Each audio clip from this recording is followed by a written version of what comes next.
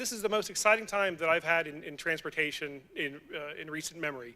Everything is changing. The way that we make decisions are changing. The players that are involved in transportation are changing. And the way that we talk about it is actually starting to change. It's about 11% of the U.S. workforce directly employed in infrastructure, not cutting the hair of the person who's doing this, but actually directly employed in infrastructure.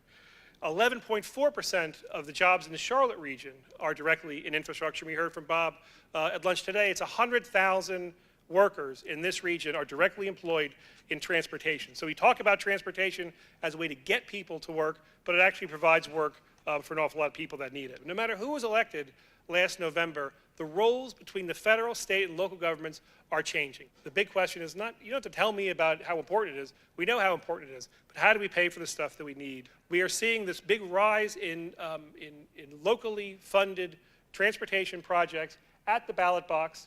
This has been happening for a number of years, but last November was the big kind of touchstone moment. We had hundreds and hundreds of these measures all across the country. The private sector is always going to be involved in lots of different areas of transportation and in infrastructure.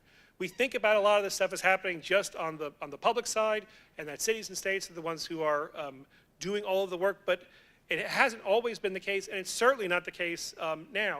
So we have a whole bunch of new players that are starting to provide some of the transportation services they normally would have considered something that just the public sector would do.